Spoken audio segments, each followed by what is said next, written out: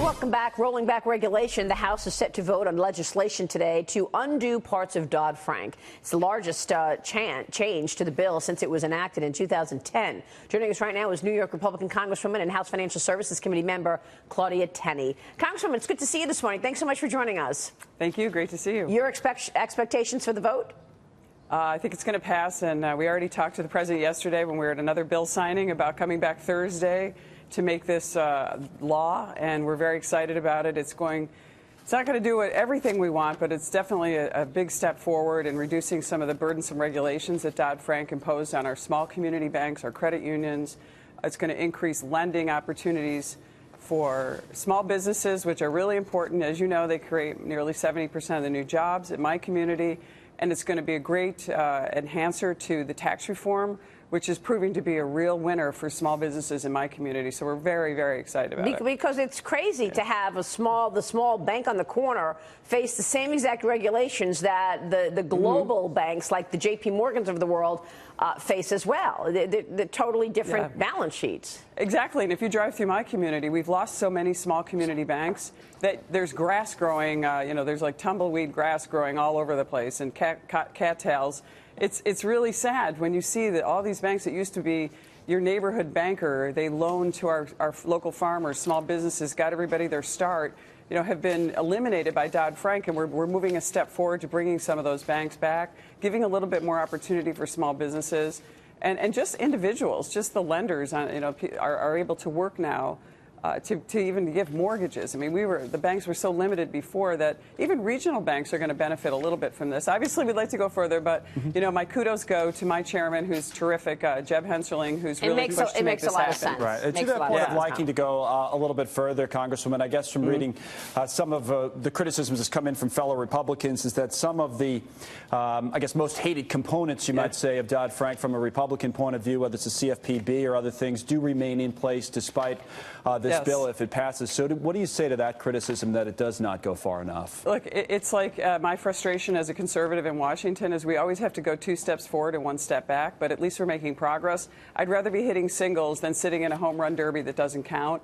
So this is actually a good thing for us. It's moving us forward.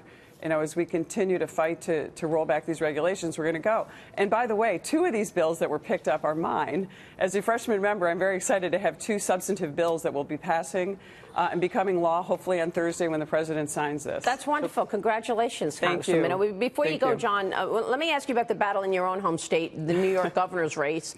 Actress Cynthia Nixon taking on Governor Andrew Cuomo in the Democratic primary. Now there are these reports that Hillary Clinton will endorse Cuomo, but it comes after these controversial comments from former Secretary of State Madeleine Albright. Remember this on the 2016 campaign trail. Listen. Hillary Clinton will always be there for you.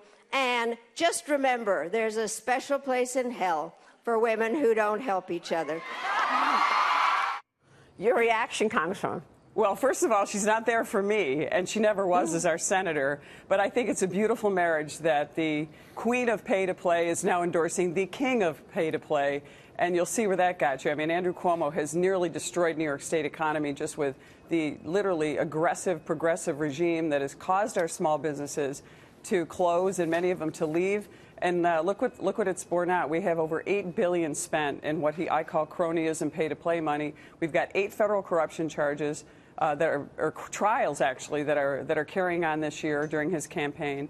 And we have the largest outmigration of people in the entire nation. And what do we have for our $8 billion that we spend in cronyism? We're dead last in job creation. So thank God for the tax reform. It's giving a little bit of glimmer of hope to our businesses and especially homegrown small businesses like my own and many others who've, we've been hanging out in New York and trying to make it work. And thankfully for the federal side, President Trump, Kevin Brady, our side, we've been trying to keep it, a little more business friendly. So I'm really excited about that. But, I'm not surprised at all that 2 establishment cronyist pay-to-players are going to have a beautiful marriage together. Well, they go back. I mean, Cuomo worked in the Bill Clinton administration. John, you wanted to jump in. Isn't that interesting? Yeah, it's interesting. He worked in the Cuomo worked in the Trump or the Clinton administration during the time when we had the problem with the housing crisis. And what caused Dodd-Frank to be thrown through by the Democrats. It's very interesting, isn't it? He was the head of HUD. Yes, head of HUD. Right. Congresswoman, I wanted to go back to the bank bill that's going to pass. I wonder if you could point out the one or two specific provisions in this bill that really matter, that are going to really kind of move the regulatory landscape. There's a lot in this on small banks, on stress tests. What are the one or two things that you think really move the ball in this bill? Well, you're asking me to talk about my two bills that I think, of course, are very important. But I think just the fact that we are rolling back in so many places, we're moving back, as you say, you mentioned stress testing. We're giving a little relief to the banks on that side of it. Especially one of the things that I'm supporting is the stress testing relief on small community banks. That's one of my bills.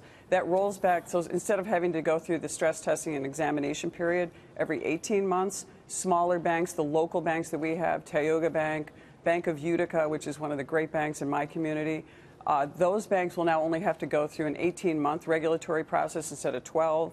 We've lessened sort of the load on businesses, on small banks when it comes to lending, commercial and residential lending, and dealing with escrow accounts particularly. And so those things will help. I was a bank attorney. I represented a number of banks back when I was practicing law, so I know how difficult it is just to go through the process and get small loans even to consumers, even on the mortgage side. That's terrific. Claudia Tenney, so much. Congratulations. Thanks so much. Thank you. I appreciate it. We'll be watching the developments today. Congresswoman Claudia Tenney joining us in D.C.